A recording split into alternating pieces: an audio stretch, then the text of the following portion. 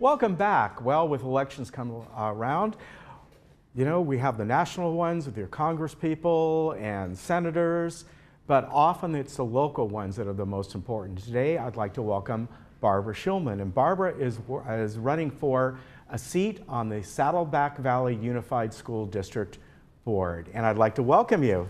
Nice to have me here. Thank you so much. Yeah. I appreciate it. And for some reason, I thought you were an incumbent because I know your name. And I've been around a very long time, Ken. So because you're not an incumbent, people are getting to know you. Tell us about your background. Why are you running for a seat on the board? I'd be happy to.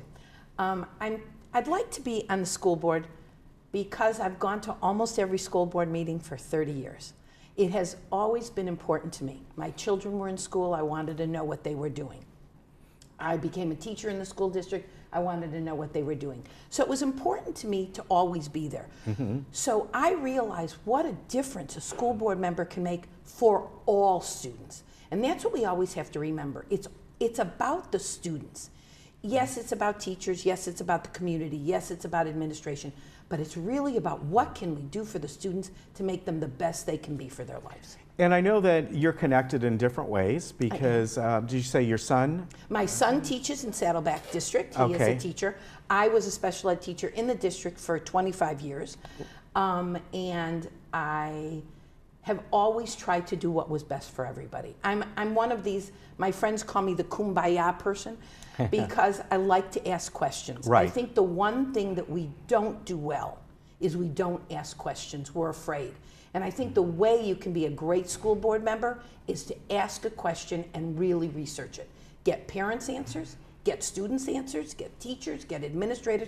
Put it together before we make a decision so something isn't just being put onto us. Right, and you've worked with the union as well, right? The Teachers Association. Yeah, yes. Exactly. So you're on all different sides. Yes, and I also sit on the Advisory Commission for Special Ed at the state level. All right, and I'm gonna ask you a question about that in just a moment. Maybe tell me a couple of your top priorities. Well, safety to me is number one. A school board member must put financial, really should be number one, but for me, safety's number one, financial's number two, and making sure that students get the best education that they possibly can get. All right. Let's go back. Sure. Since you have 25 years with special ed. I do. And over the last few years, a lot of mainstreaming has gone on with special ed students, which is, you know, a good thing. And I think for the most part, it has been accepted very well. However, every once in a while, you can have classrooms that maybe get upended or disrupted. Perhaps a student has, you know, a special ed student might have a certain form of autism or something like that. It's great they're in the class, they're learning a lot, but I know this kind of firsthand because where my niece goes to school up in the Bay Area, it's not uncommon that you know, every other week they have to clear the classroom because there's a very disruptive student. How do you look at this? Is it because there should be somebody in there with that student the whole time during the day? Sometimes it can only be a special ed teacher that goes in for 15 minutes or you know, every so often. Well, I'm sorry to hear that for your niece, number one, let me say that. I'm sorry for all the other students. I think that co-teaching is a good way to go. Co-teaching means you have more general ed students than special ed students. You have two teachers in the classroom, one with a special ed background and one with a general ed background. They work together. It works well. The problem is, Ken, it's a very expensive proposition for a school district. But it's what works best for everybody. When we do things like collaboration where an aide will come in for 15 minutes or 20 minutes, it can't work as well. All the students don't know. When because I've been doing this for a very long time, when we first started mainstreaming or including or whatever the buzzword is we want to use today, we made sure that the students in the class knew what was coming, how to handle it. The teachers knew, the special ed teacher knew, the administration knew. Right now, we do believe in giving all children every chance they can possibly get. And of course, that's what we want. At the state level, they're talking about we don't want a silo. We don't want these students here and these students here. I get that. And I think we have to work out how to do this. I do think more training is involved. General ed teachers went into general ed because they didn't want to be special ed teachers. And the truth is, special ed teachers didn't want to be general ed teachers. Yeah. So I think if we can learn to collaborate and really work together, I think we can handle that. But it is a money problem always, because to really do it, it should be co-teaching, and that's an expensive proposition. Right, and on the other hand with that, I have seen it firsthand where it does work Absolutely. very well. My son is Yeah. in 2 co-teaching classes, and Right. it's working fabulous. But you have 2 teachers that want to work together, that are trained. That's what makes it work. And it makes Right. it work for everybody. Yeah, And so that's what I would say. More training, put less special ed students into the class, and really have co-teaching if you can. That is the prime, but I understand the problems that go along with that. right.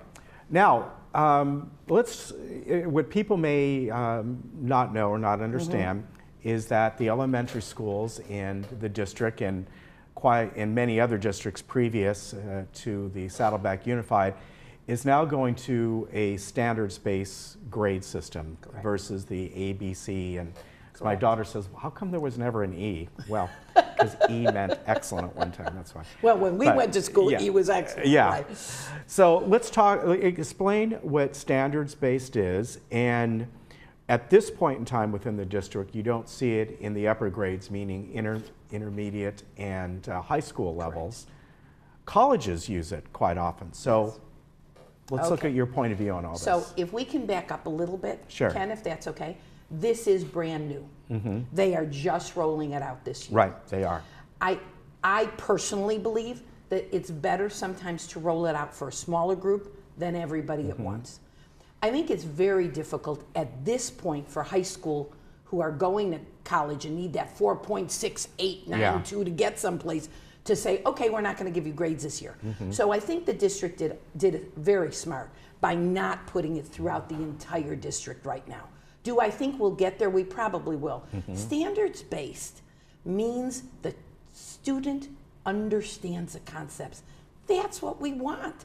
We want everybody to understand.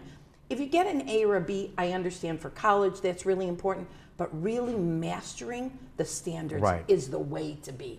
So I believe that starting at small was probably better. Whether it'll roll out or not, I can't say, because I don't know how colleges would do that. And here's one of those things that I'd like you to know as my running for school board. There's a lot of things that I don't think school board members know. And I think we have to be able to research and learn and answer before we jump and say, oh, this is the best thing ever, or this is the worst thing ever. I think we really need to research and know what's going on.